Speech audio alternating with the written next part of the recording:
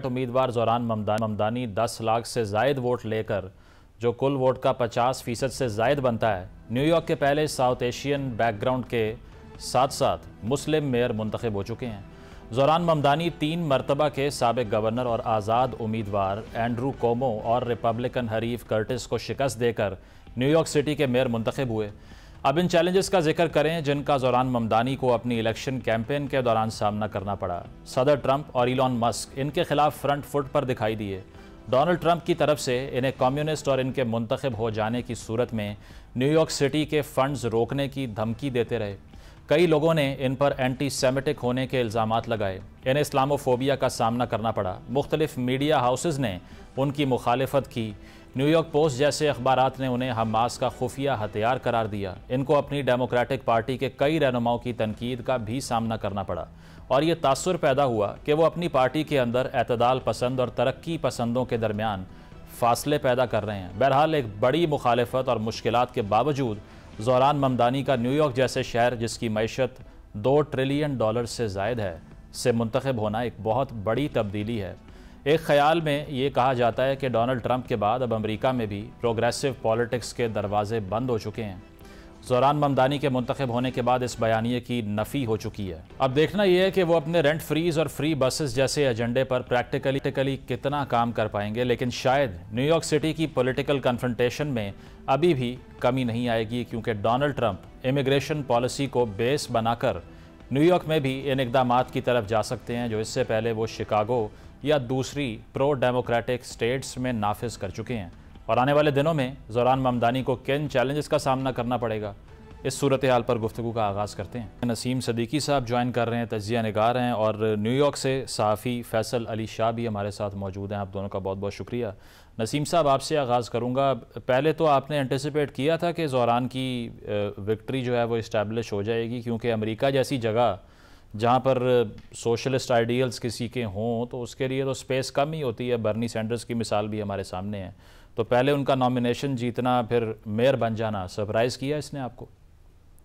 देखिए, मुझे तो ज़्यादा सरप्राइज नहीं हुआ क्योंकि मैं ट्रंप का जब इलेक्शन था लास्ट ईयर प्रेसिडेंसी का, तो मैं न्यूयॉर्क में मौजूद था और वहाँ पे मैंने देखा कि जो मुस्लिम कम्युनिटीज़ हैं उन्होंने भी बहुत बड़ी तादाद में ट्रंप को वोट दिया था। और कहा जा रहा था कि स्विंग वोट्स जो हैं, जो कॉन्स्टिट्यूंसीज, वो फैसला करेंगी, और वहां से ट्रंप को वोट मिला था। तो दुनिया में आप देखें कि कहीं पे भी चले जाए तो मुसलमानों की बहुत बड़ी तादाद मौजूद है। सिर्फ पाकिस्तानी नहीं बल्कि दुनिया भर के जो मुसलमान हैं। बस आप लंदन की मिसाल ले लें कि लंदन में सादिक खान जो तीसरी दफा जो है लंदन के मेयर मुंतखब हुए। यहाँ पे बहुत बड़ी कम्युनिटी है। न्यूयॉर्क में भी मुसलमानों की बहुत बड़ी कम्युनिटी, और जो अमेरिकन हैं वो भी जो वोट देते हैं वो इस चीज को देखते हैं कि कौन मुनासिब शख्स मौजूद है। अगर वो वहां का बॉर्न है या वहां रहता है या वहां के लिए काम कर रहा है, तो वो ये नहीं देखते कि वो किस मजहब से उसका ताल्लुक है, वो उसको वोट देते हैं।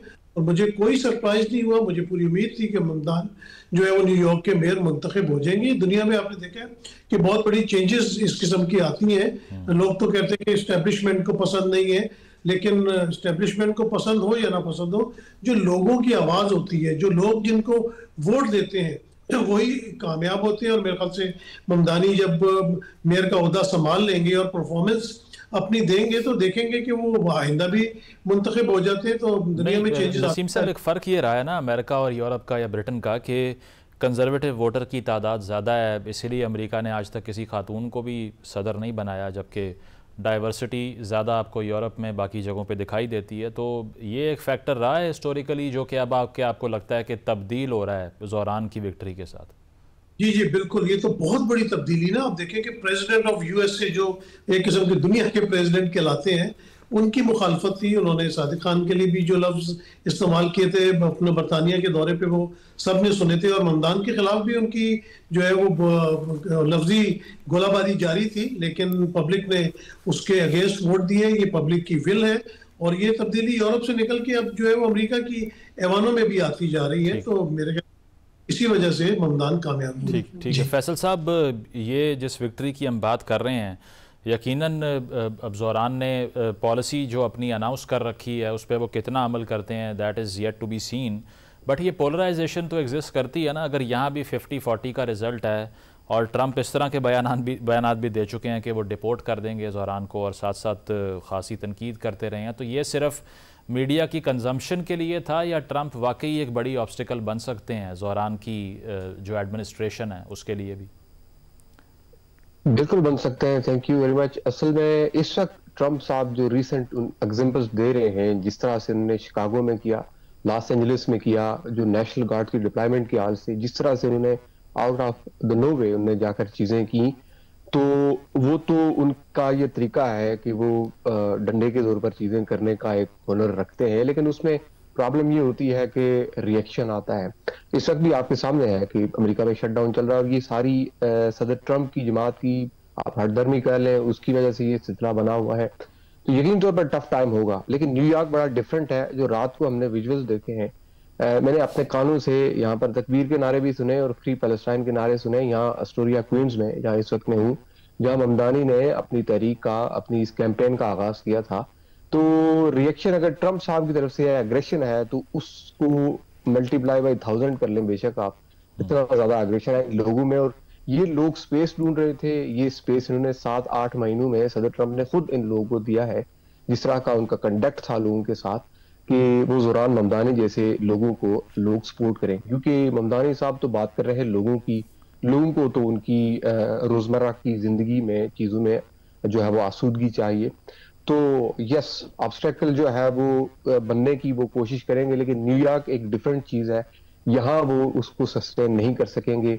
यहाँ ममदानी साहब बड़े स्ट्रांग हैं और उनके जो लोग हैं वो बहुत ज्यादा कमिटेड भी नजर आ रहे हैं। तो ये जो अमेरिका का एक नैरेटिव स्विंग होता है हमेशा से कि जो भी मुखालिफ है, बर्नी सैंडर्स पे भी ये इल्ज़ाम लगे कि ये दरअसल मार्क्सिस्ट है, ये कम्युनिस्ट है, अगर ये आ गया तो ये तो अमेरिका को बर्बाद कर देगा। और ये CBS 60 मिनट्स में भी कहा डोनाल्ड ट्रंप ने कि हम किसी डेमोक्रेट को तो बर्दाश्त कर लेंगे, किसी कम्युनिस्ट को बर्दाश्त नहीं कर सकते, क्योंकि वो तो हमारा जो निज़ाम है, जो मैशत है, उसकी फ़िलासफ़ी से ही एग्री नहीं करता।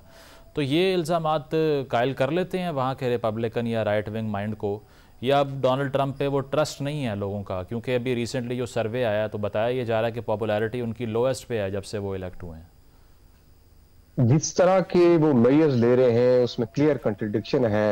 एक तरफ उन्होंने लोगों को, अमेरिका के लो इनकम लोग जो बहुत ज्यादा सफर कर रहे हैं इस वक्त, उनको फूड स्टैम्प से महरूम रखा हुआ है। दूसरी तरफ वो मशकूक किस्म की फंडिंग से व्हाइट हाउस का कोई ऐसा भी डिमोलिश कर रहे हैं, पेंटागन को भी फंडिंग कर रहे हैं। तो उनकी बातों में बहुत कंट्रडिक्शन है। मैं खुद कहीं कमेटीज में गया हूँ। ये चाइनीज कम्युनिस्ट पार्टी वाला मामला ऐसा ही है जैसे पाकिस्तान में इसराइल के मामले पर बहुत ज्यादा सियासत होती है, वो दिखाकर बहुत सारी जज्बाती बातें की जाती हैं। लेकिन जैसे टिकटॉक का मामला भी हुआ, जाहिर है कि चाइनीज चीज थी, लेकिन लोगों का इतना ज्यादा इंटरेस्ट था कि लोगों ने अपने बिजनेसेस के लिए और अपने यूजेज के हवाले से और इंटरेस्ट के हवाले से उसको सिक्योर करवाया, और ट्रंप मजबूरन उन्हें मानना पड़ा। तो ये सिर्फ दिखाने का एक हथियार है। इससे लोग बहुत ज्यादा कन्विंस नहीं हो रहे हैं अब, क्योंकि लोग समझ चुके हैं कि मार्केट प्लेस बहुत ज्यादा रिलाई करती है चाइना पर, बहुत ज्यादा